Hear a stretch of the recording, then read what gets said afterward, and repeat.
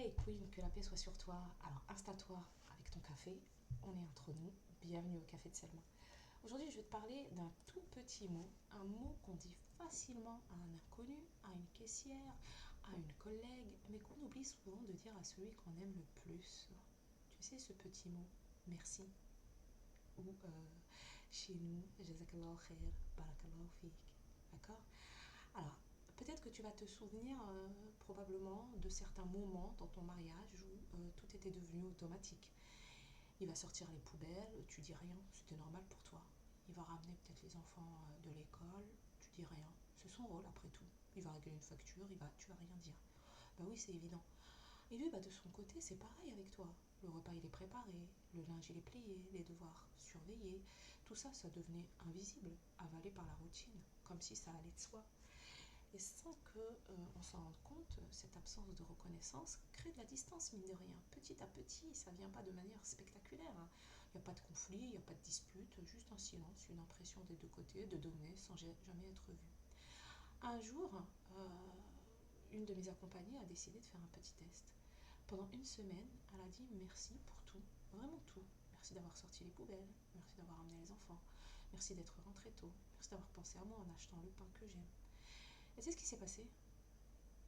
Visiblement, il aurait commencé lui aussi à remercier davantage pour le repas, pour la maison rangée, pour la patience de madame avec les enfants un soir difficile. Alors, ce petit mot tout simple a changé quelque chose dans l'ambiance de leur maison. Ils sont passés d'un couple qui fonctionnait en pilote automatique à un couple qui se voyait à nouveau. Parce que dire merci, c'est pas juste de la politesse, hein. C'est dire à l'autre, je vois ce que tu fais, ce n'est pas un dû, c'est pas automatique, je le remarque et ça compte pour moi. Voilà ce que ça envoie, la reconnaissance, le remerciement. Et puis j'ai envie de te dire que chez nous, celui qui n'a pas de, qui ne remercie pas euh, la créature, bah, il ne remercie pas son créateur. D'accord. Et dans un mariage qui dure, c'est exactement ce dont on a besoin. Se sentir vu, se sentir compté, pas seulement se sentir exister tout simplement, pas seulement dans les grandes occasions, mais dans le quotidien, parce que c'est le quotidien la vie. C'est le quotidien la vie. C'est le quotidien l'amour. C'est le quotidien le mariage. C'est dans les gestes répétitifs qu'on finit par ne plus remarquer. Eh ben non. D'accord, ma queen? Il faut absolument que tu reconnaisses ces choses-là, que tu remercies monsieur, et lui aussi, il faut qu'il te remercie. D'accord? Alors aujourd'hui, moi ce que je te propose, c'est un petit défi.